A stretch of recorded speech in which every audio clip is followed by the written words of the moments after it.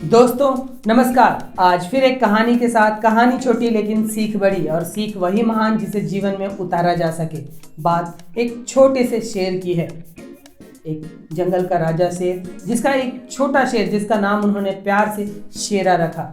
अब शेरा नया नया नौजवान हो रहा था। उसे शिकार करने को उसके माता पिता सिखाने ले जाया करते थे। वो शिकार करने की कोशिश भी करता, लेकिन एक छोटा शिकार भी उसके हाथ नहीं आ रहा था। और इसे शिकार करता हुआ देखकर इसकी नाकामयाबी पर कई लकड़बग्घे वहां पर जमा होकर उसकी हंसे ठिठोली किया करते थे। और इस सब से वह जो छोटा शेरा है वह परेशान होने लग रहा था। वह धीरे धीरे नकारात्मक हो रहा था। वह यह सोच रहा था कि अब मैं जीवन भर एक असफल शिकारी बनकर ही व्यतीत करूंगा।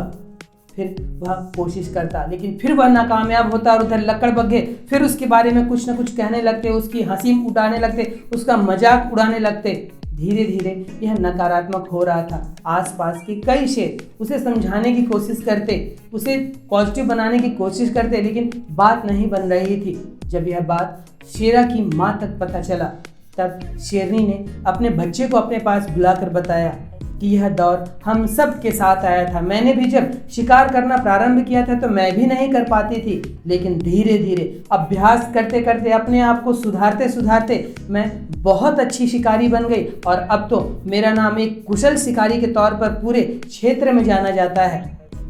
शेरा की माँ उसे हद तक सकारात्मक बनाने की पूर्ण कोशिश करती है, फिर अपने साथ भी ले जाती है, और वह शिकार करने के नए पैतरे, शिकार की गतिविधियों को कैसे पहचाने, कब उस पर वार करना है, किस तरह उस पर हमला करना है, यह सब कुछ सिखाती है। और धीरे धीरे यह जो शेरा है यह शिकार करना सीख जाता है।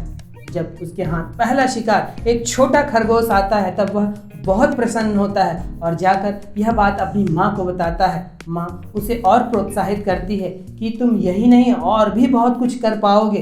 अब लकड़बग्घे इसे देखते हैं कि इसने पहला शिकार कर लिया है। धीरे धीरे इन्हीं लकड़बग्घों में से एक दिन एक लकड़बग्घा शेरा के हाथ लग जाता है। तब यह लकड़बग्घा बहुत गिड़गिड़ाता है कि मुझे माफ़ कर दो, मुझे माफ़ कर दो, मुझे मत मारो।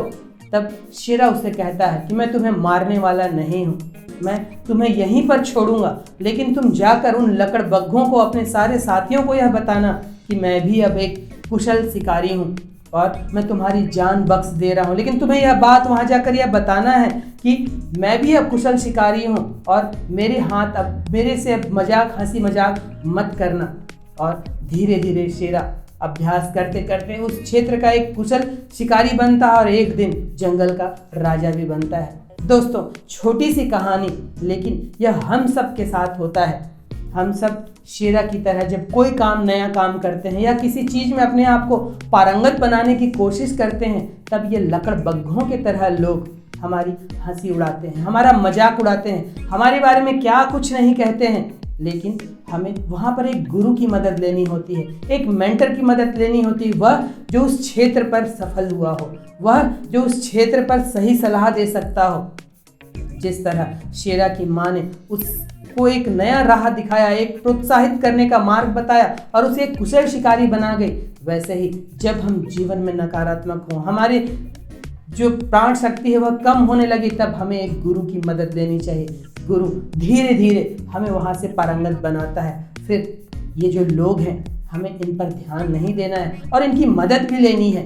जब इस तरह के लोग जब आपका हंसी उड़ाएं, आपका मजाक उड़ाएं, आपकी काबिलियत पर शक करें, आप उस शक को विश्वास में मत बदलने दीजिए, उन्हें सही साबित होने मत दीजिए। जब कोई कहता है कि आप नहीं कर सकते, जब आप नकारात्मक होकर उस काम को छोड़ देते हैं, तब आप उन्हें सही साबित होने का मौका देते हैं। असल में चाहिए आपको यह कि आप वहाँ पर सकारात्मक होकर इस तरह के लोगों को गलत साबित करने का प्रयास करें। उदाहरण मैं आपको सीमेंट के बोरे का देना चाहूँगा। जब हम सीमेंट का बोरा खरीद कर लाते हैं, तब उसे किस चीज़ से बचाते हैं? यकीनन पानी से, कि पानी ना पड़ जाए तो वहीं खड़ा हो जाएगा। लेकिन जब उस सीमेंट के बोरे को मसाला बनाया जाता है, बालू और गिट्टी के साथ उसे मिक्स किया जाता है, तब किस चीज़ का उपयोग किया जाता है? पानी का ही, क्योंकि पानी के द्वारा ही वह मसाला बन पाता है। फिर जब वह मसाला बन जाता है और बिल्डिंग तैयार हो जाती है, सब प्लस्तर हो जाता है, तब सबसे ज़्यादा किस चीज़ की ज़रूरत पड़ती है? पानी की।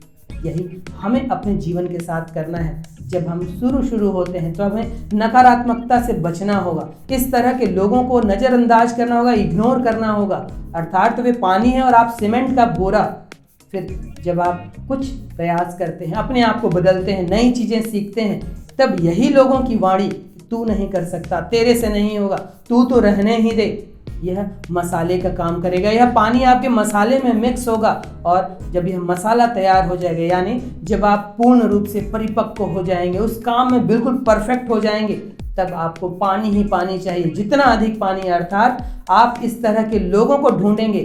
कौन कहता है कि मैं क्या नहीं कर सकता और मैं सब कुछ कर सकता हूँ, आपके भीतर वह विश्वास आ जाता है। तो दोस्तों, यह कहानी हमें यह सिखाती है कि हमें नकारात्मकता से बचकर हमें जो चीज़ चाहिए, हमें जो चीज़ करना है, उस पर अपने आप को ध्यान देना है और उसमें अपने आप को कुशल बनाते जाना है। लोग तो बोलेंगे ही, लोगों का काम है कहना, इनकी बातों पर आपको ध्यान नहीं देना है। आप क्या हैं, आप अपने भीतर विश्वास करिए। आपके गुरु आपको क्या कहते हैं, आपकी प्रकृति आपको क्या कहती है, उस पर विश्वास करिए, न कि इन आसपास के इन लकड़बग्घों की तरह लोगों पर। ये तो बोलेंगे ही, यह तो आपको नीचे गिराने की कोशिश करेंगे, यह अपने जैसा बनाने की कोशिश करेंगे ही, लेकिन यह आपकी निर्णय शक्ति है। यह आपका कौन सा मार्ग आप चुनते हैं उस पर टिका है कि आपको एक सफल शिकारी अर्थात सफलता आपके हाथ आती ही या नहीं आती है। और इस तरह के नकारात्मक लोगों से जब आप दूर होने लगते हैं, अर्थात जब आपके एक अंधेरे रूम में जब एक दिया जलाया जाएगा और वह दिया है सकारात्मकता का, जब आप पॉजिटिव होते हैं, पॉजिटिव थिंकिंग लाते हैं, सही दिशा में प्रयास करते हैं, तब जीवन आपका सफलता की ओर बढ़ता चला जाता है। तो इस छोटी सी कहानी से हम यह सीखते हुए कि हम कभी अब नकारात्मक नहीं होंगे। हम अपने आसपास के लोग अगर हमको गिराने की कोशिश करते हैं तो उनसे लड़ना झगड़ना भी नहीं है, उन्हें मुस्कुराकर जवाब देना है कि मैं अब शेरा की तरह एक कुशल शिकारी बनकर दिखाऊंगा।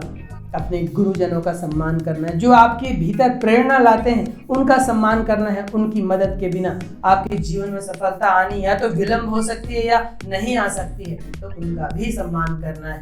तो दोस्तों, छोटी सी कहानी से सीख तो हमने ले ली, लेकिन वह व्यर्थ चला जाएगा अगर हमने उसे अपने जीवन में उतारा नहीं। तो आइए हम सब इस कहानी से यह सीख लेते हुए कि चाहे स्थिति कैसी भी हो, कितना हो रुलाने वाली, कितना हो तोड़ने वाली क्यों ना हो, हम सकारात्मकता का दामन थामे रहेंगे और जीवन को सफलता की ओर लेते चले जाएंगे।